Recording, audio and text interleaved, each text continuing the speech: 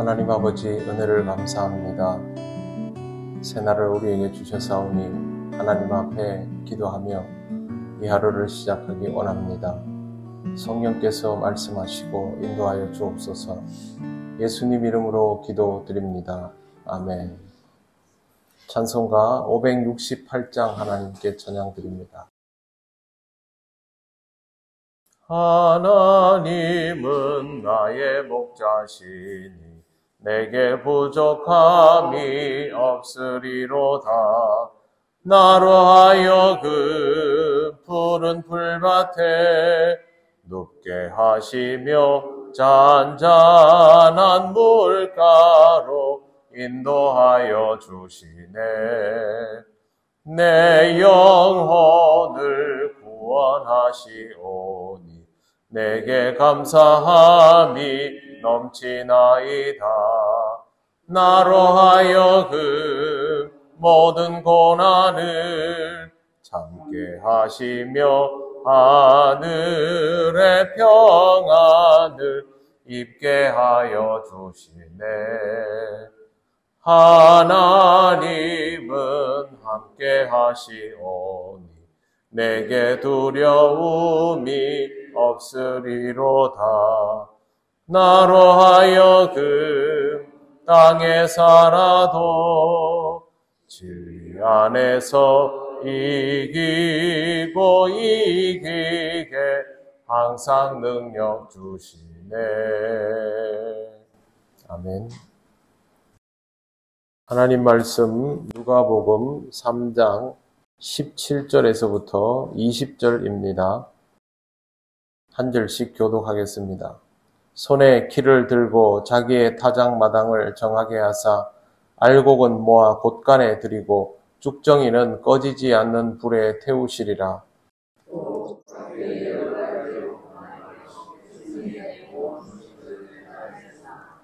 분봉왕 헤롯은 그의 동생의 아내 헤로디아의 일과 또 자기가 행한 모든 악한 일로 말미암아 요한에게 책망을 받고 그 위에 한 가지 악을 더하여 요한을 옥에 가두니라.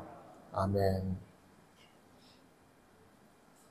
오늘 말씀에 나오는 키는 곡식을 까부르는 도구입니다. 농부가 추수철이 되면 키를 들고 곡식을 까불러서 쭉정이는 바람에 날려가도록 합니다. 그렇게 하면 가벼운 쭉정이는 날려가게 됩니다.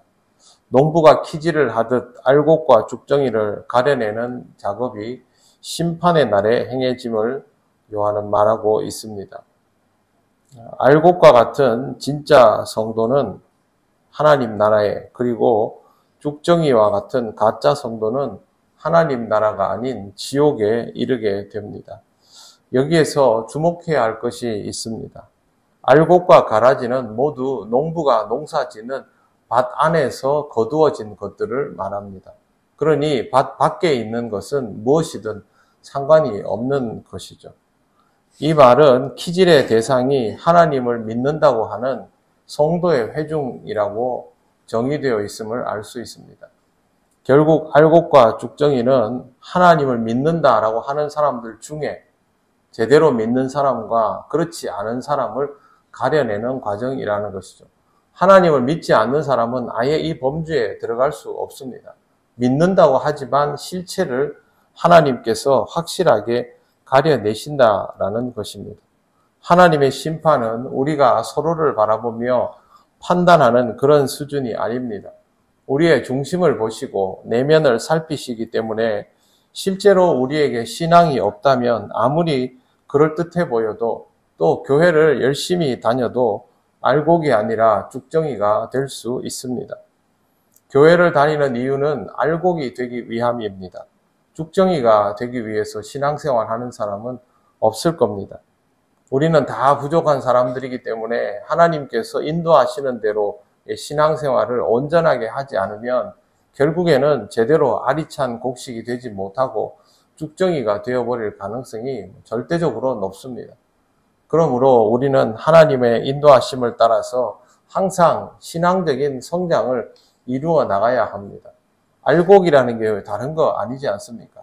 실제로 내용물이 차오르는 것이죠. 우리가 그리스도인으로서 내면이 차올라야만 그것이 알곡이 되는 것이고, 그렇게 하려면 하나님 부르시는 그 순간까지 신앙적 성장을 계속 이루어 가야 됩니다. 하나님에 대한 이해도가 높아지고, 하나님의 말씀에 따라 사람에 대한 이해가 높아지고, 세상에 대한 이해가 신앙적으로 깊어지고, 그래서 이러한 모든 것들이 하나님의 은혜 가운데 이루어지고 있는 것들을 조화롭게 볼 수 있는 수준까지 자라나며 거기에 맞추어져 가는 정도가 좋아져야 그게 비로소 내면이 차오르는 삶이 될 것입니다. 이와 같은 알곡이 될 수 있도록 하나님의 말씀의 인도하심을 따라서 충실하게 살아가시기를 바랍니다. 18절 말씀에 보시면 또 그 밖에 여러 가지로 권하여 백성에게 좋은 소식을 전하였으나 라고 되어 있습니다. 여기에 나오는 좋은 소식이라는 말은 유앙겔리조입니다. 유앙겔리조는 복음과 같은 어원입니다. 복음이 유앙겔리온이거든요. 결국 요한이 전한 것은 사람들을 복되게 하는 소식이라는 뜻이죠. 우리가 알고 있는 것처럼 요한은 예쁜 말을 한 적이 별로 없습니다. 다 다른 사람들 지적하는 말들 뿐이었고 그걸 통해서 회개하라고 이야기했습니다. 하지만 그것을 받아들이는 사람에게는 요한의 선포가 분명히 복된 소식이 되었죠. 회개하라, 세례받으라, 이 말은 사람들이 이렇게 받아들인 것입니다. 우리에게 기회가 있구나, 기회가 주어졌구나, 회복할 수 있겠구나, 이렇게 받아들이면 그건 그 사람에게 복음이 되는 것입니다. 그런데 다른 경우도 있습니다. 19절을 보십시오.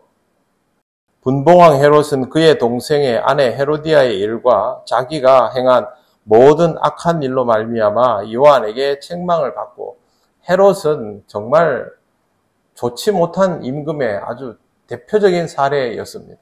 정치는 당연히 잘 못했고요. 유대인들을 위하는 일은 조금도 없었고, 또 한 가지는 자기 동생의 아내 헤로디아와 좋지 못한 관계를 이루었습니다. 결국에는 이 여인과 혼인하게 되지요. 이걸 어떻게 그냥 두고 보겠습니까? 요한이 바로 말을 하고 책망을 했는데 20절에 보시면 그 위에 한 가지 악을 더하여 요한을 옥에 가두니라. 잘못을 지적해 줬으면 이걸 만회할 수 있는, 회복하고 회개할 수 있는 기회로 받아들였어야 하는데 그게 아니라 오히려 더 불편하게 생각하고 화를 내면서 요한을 옥에 가두고 급기야는 죽게 만들지 않습니까?